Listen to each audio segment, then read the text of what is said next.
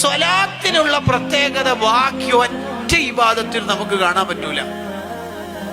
സ്വലാത്ത് ചൊല്ലുന്നു, ഒറ്റ സ്വലാത്തെല്ലോടുകൂടി 10 ദോഷം പൊറുക്കും. സ്വലാത്താണെങ്കിൽ എന്തായാലും സ്വീകരിക്കുന്നു ഉറപ്പുമല്ലേ. ഒരു സ്വലാത്ത് ചെല്ലുമ്പോൾ 10 ദോഷം പൊറുക്കുമെങ്കിൽ ഒരു ഡെയിലി ഒരു 10-50 സ്വലാത്തല്ലേ അയാളുടെ ജീവിതത്തിൽ എന്ത് ദോഷം ഉണ്ടാവുക? സുബ്ഹാനല്ലാഹ്. നമ്മൾ സ്വലാത്തിന്റെ അഹ്ലുകാരാവണം. എല്ലാ സമയത്തും സ്വലാത്ത് ചെല്ലുന്നവരാണ് നമ്മുടെ മുൻഗാമികൾ. മഹാന്മാരെ പോലെ മുത്തുനബി സല്ലല്ലാഹു അലൈഹി വസല്ലം തങ്ങളിലേക്ക് അടുക്കാൻ നമുക്ക് വല്ല കിതാബ് എഴുതാൻ കഴിവുണ്ടോ? ഇല്ല. റാബിയത്തുൽ അദവി റളിയല്ലാഹു അൻഹ എല്ലാ ദിവസവും 400 റക്അത്ത് സുന്നത്ത് നിസ്കരിക്കും അത്ര. എന്തിനാണ് ഇത്? സ്വർഗം കിട്ടാനാണോ?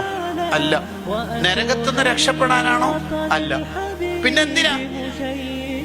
റൗളയിൽ നിന്ന് മുത്തുനബി സല്ലല്ലാഹു അലൈഹി വസല്ലം തങ്ങൾക്ക് എന്റെ ഇബാദത്ത് കണ്ടിട്ട് അവിടത്തേക്ക് മനസ്സിന് സന്തോഷം ഉണ്ടാവാന്. ഏതാ മഹബത്ത് നോക്കിയ നമ്മൾ അങ്ങനെ എന്തെങ്കിലും ചെയ്തിനാ?